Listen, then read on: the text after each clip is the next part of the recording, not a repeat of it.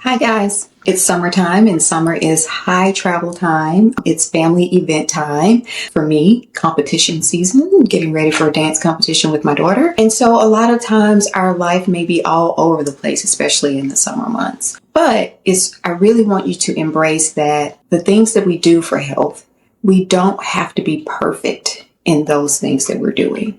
We do want to be receptive and accepting that dealing with a lot of the events that go on in life, that is a part of life. So the goal isn't having perfection, but it's just trying to be consistent with some of your foundational things that you may do. Because of course, when you're traveling, you may be exposed to foods that you wouldn't normally be able to eat. You may not be able to exercise in the same way that you normally do, especially if your strength training may not have exercise to the weights, and you may have to do more walking and things like that. So I wanted to just share a few things of basic things that I try to focus on when I'm traveling. So as I'm getting ready, as I'm traveling throughout the summer, these are some things that I try to make sure that I do. So 4 things, okay? 1 is hydration.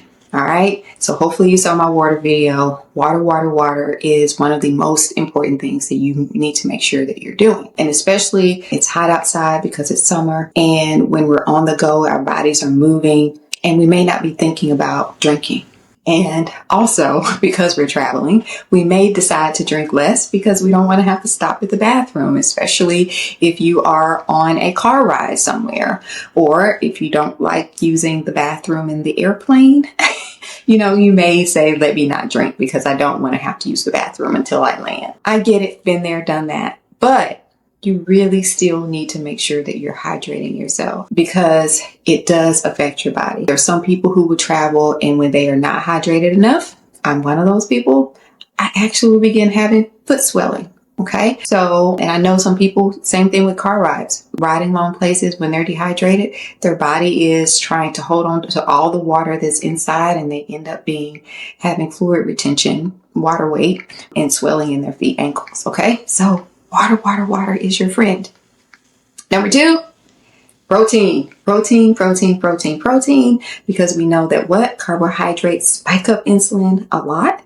Proteins don't spike up insulin as much, and it actually helps us to be more stable in energy on a longer term basis. Okay. So you won't have as many cravings then, because of course what happens when we have cravings, we don't pick necessarily the best things to eat either. Right. And a lot of times when we're traveling, sometimes we'll pick the more carby things like the chips, the cookies, and things like that. But we really want to make sure that not that you can't have the carbs, but we need to go protein first and then our carbs. Okay. And then the next thing is movement. All right. So we don't want to just stay seated for long periods of time. We want to make sure that we're up and that we're moving about. If you're on a long car ride, make sure when you stop for gas, get up, take a walk out. If you're on the airplane, when the safety alerts have been lifted and you're able to freely walk about the cabin, walk around, move your feet. Movement matters. Okay. So make sure that we are moving even when we're traveling. And then the 4th thing and the final thing that I'll share is sleep. We've got to sleep. And I know there may be a lot of fun things going on and you may not be able to sleep like you want. Like for me at dance competitions, we have some of the award ceremonies that are really late at night. And then the next morning we'll start really, really early. So I get it. Every night you may not have your normal sleep duration, but as much as you can, do try to sneak it in when you can, because sleep is really, really important.